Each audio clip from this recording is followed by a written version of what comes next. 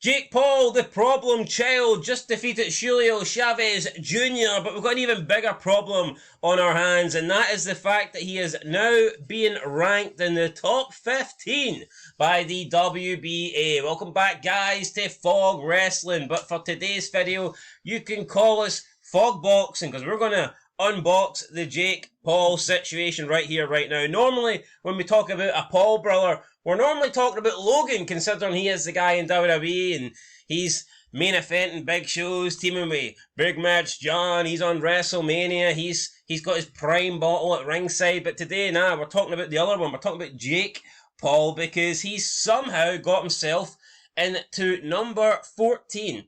According to the WBA, they've ranked him 14th in the cruiserweight rankings, all because he just beat up a Mexican who, let's be honest, was never any good. Yeah, he had a legendary father, but he himself wasn't any good. I think he may have held a world title, but the guy hadn't boxed in like 4.5 years. He's been an absolute complete drug addict for the majority of that time. And it was just another cherry-pick fight here for Jake Paul, where he went, you know what, this guy's got a decent name, this guy's a former champion, this guy's got a legendary father, but he's been on the drugs for like the past decade. I'm going to pick him, I'm going to beat him, and yeah, it's not impressive. I don't understand what Jake Paul's doing. I mean, I do understand it, but at the same time, if you want to have a good career, then this ain't it. It's like Deontay Wilder, right? Fighting tomato cans may have got him to the ballroom, it got him to the dance, but then as soon as he stopped fighting those tomato cans, people realise, here, you've got no dance moves. And also, it's a bit of a flaw in the system. This guy's ranked 14th after 14 fights, cherry picking, as you pointed out.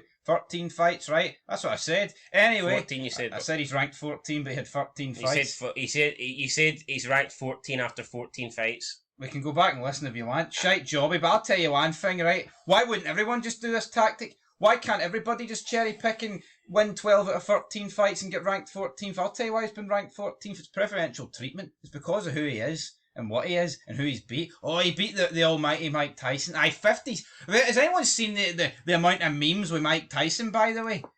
You know, when you're washed and he's coming out looking fucking depressed with the face tattoo on him, man, just looking absolutely done. He's like me on this channel. I'm fucking wrestling fatigue. Life fatigue. Yeah, but you know what? I'm bloody venturing out to boxing. We could bash Jake Paul, but I mean, why don't we hold Tyson responsible and go, hold on here. Hold on. You sacrificed. You put another black mark on your career just to make a payday. Now, I think Mike Tyson got about, what was it, 20 plus million for that fight? What if he believed he could win?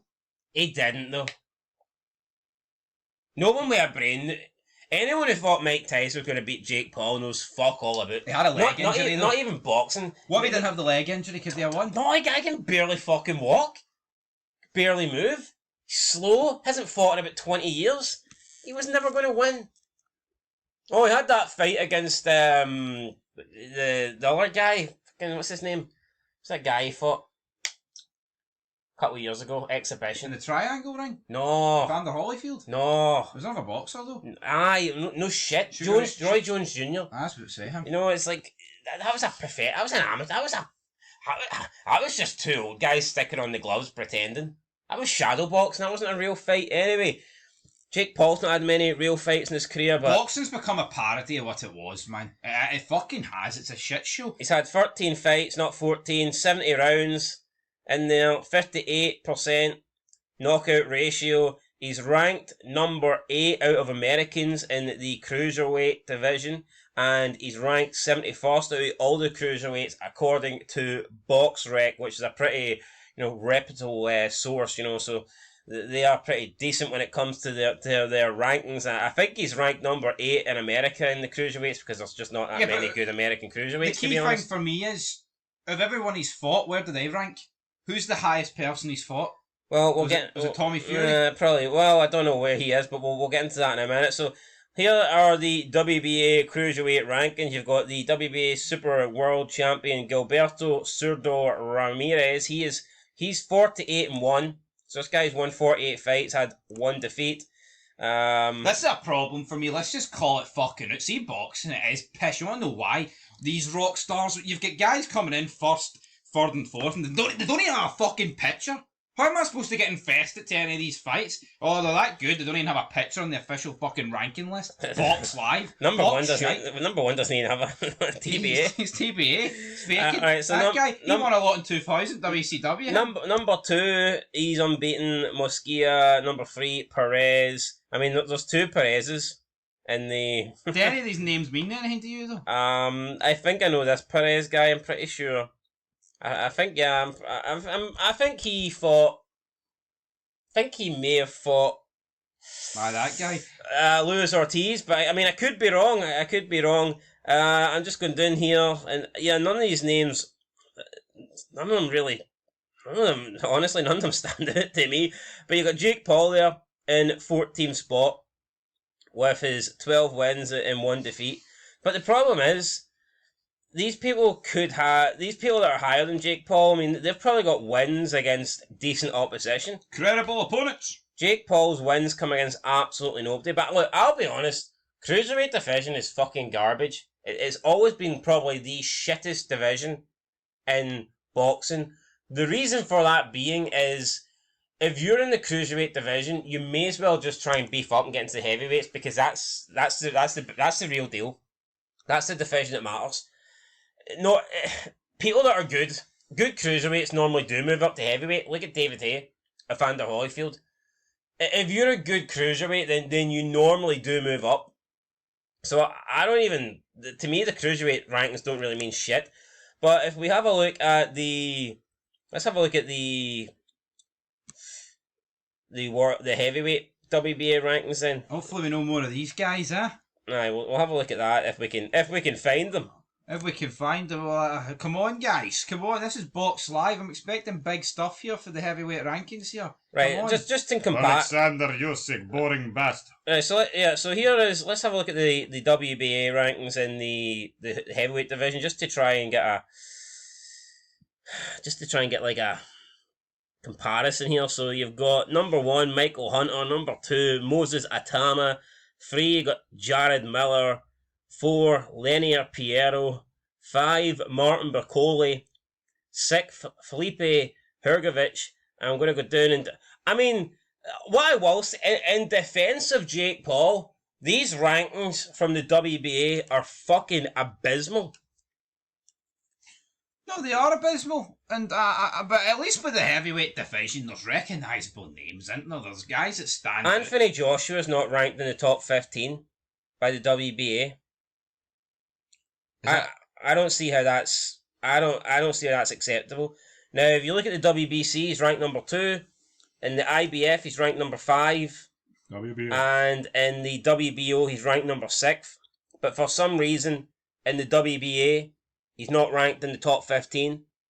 There's nobody really ranked. The WBA, from the heavyweight division, and the reason I'm looking at that is because that's the division that most people know. Well, what set of rankings there do you think are the worst? The one on the right, the WBA. Did you actually have enough time to look at them all? Like, I looked at them when you were reading through them. I would agree that the WBA is the worst because, I mean, just look at the state of the half the fucking guys on it compared to the rest. You've got some credible guys across the other 3. You look at the one on the right. I mean, who's even on it? Hit me with it. There's nobody I really even know on the 3rd one. No, albeit I'll admit, not to my knowledge, is the holy grail. I assume you mean the 4th one and not the 3rd one? Nah, that's what I mean, the 4th one. It's just a bit shite, isn't it? Just a bit shite. Anyway, let's have a look at Jake Paul. Let's see who he's fought here. So, just a bit shite. Just a bit shite, guys, huh? Do we need to? You know what? We need to touch up on our boxing. Well, I don't, but here. Yeah, so just look. Your guys, comment down below. Does he need to touch up on his boxing? Touch gloves. I must break you. Huh? Let's go. What are you talking about? Fucking some enthusiasm here. I'm ready to go. I'm ready to go the 16 rounds. There's his opponents. There's his opponents. Hit me, talk me through them, enlighten me, teach me, show me the ropes. Julio Cesar Chavez, we right? got there in the end. That guy, Julio. Drug addict Mike Tyson, a guy that's not been relevant in over 20 years. Rapist. Michael Perry, I think he may be an actor or something like that. Or, well, no, I know he was in UFC. He was an MMA fighter, but I think he may have done a bit of acting as well. Ryan Borland, never heard of him. Andre August, never heard of him. Nate Diaz, another former MMA guy. Alright, Tommy Fury. Anderson Silva, another former MMA guy. Tyrone Woodley, another former MMA guy. Ben Askren, another former MMA guy. He just got a double lung replacement, him. Yep. I think Jake Paul offered to pay for it as well. Ali Ebsen Gibb. And Eson Gibb. I think this guy is like 4 foot He's tall. like a FIFA YouTuber. Nate Robinson. Not too sure who this guy is. What's he went on to do since losing to Jake Paul? Nothing. That's his only fight. But see, why... Had one fight against Jake Paul and lost. Do we not have to draw the line, right, between, like, the guys at the start and the guys towards the end here? I mean, because it would be a bit disingenuous to pretend the guys towards the end are the same as fucking an Eson Gibb, a FIFA YouTuber. I know Tyson's old, like, but he's better than Eson Gibb. Yeah, so the only two people that... I mean, we could look at Julio Cesar Chavez. We'll have a quick look at his record here, but I mean, the guy was at the game for like 5 years and just was on drugs, so I mean... From Mexico. I mean, the guy is beat people... The guy lost to Anderson Silva, though. That was a sign that he was never going to beat Jake Paul. Aye, Anderson Silva, the UFC legend. The Spider. Aye, but he lost to him in boxing, so you know that's... Yeah, that tells you all you need to know, so I'm not even going to count him. The only two people that have got any sort of wins to their name are these two guys. Andre August, 10 wins, 2 defeats and a draw. He's not fought since he lost to Jake Paul 2 years ago. I wonder why that is. And let's look at the opposition that he beat. So he beat a guy on his debut, he beat another guy on his debut, he beat a guy that had 1 win, he beat a guy on his debut, he beat another guy that had 1 win, then he beat a guy that had no wins, then he beat a guy that had 3 wins and 3 losses. No wait, he lost to that guy? Holy fuck. So the first guy that he fought that actually had more than 1 win, he got beat by. Then he fought a guy with 6 wins and 25 defeats, he beat him. Then he fought a guy with 5 wins and 16 losses, he beat him. Then he fought a guy with 7 wins and 13 losses. He beat him. And then he beat this guy here, Santario Martin. This is the first guy he's beat with a winning record. 4 wins and 3 defeats. And then he beat a guy that had 7 wins, no defeats, no draws, before losing to Jake Paul. But let's see how this guy got his 7 wins, because I'm going to assume that this guy's probably fought absolute fucking trash. So let's have a look. Brandon Martin, who is he? Brandon Martin. I mean, look at the kind of guys he's beat to get his record though. 18 defeats and 2 wins, 2 wins and 10 defeats, 1 win and 6 defeats. I mean, you're fighting it, and then as soon as they fight up, like as soon as they take on someone that's actually, I don't know it's that guy, but as soon as he takes on someone that's got a winning record, they're getting pummeled. So what we're saying is, guys, is that Jake Paul's a fraud and he should never be 14th. And this is the other guy with a winning record that Jake Paul's beat. Some say 8 years on him. Ryan Borland. And who's he beat? Start again. Not very impressive. A guy who's lost every fight he's ever been in by the looks of it. Red. The form's no good. Then as soon as he takes on someone with a winning record, Jose Hernandez, 18 wins and 3 defeats, he loses.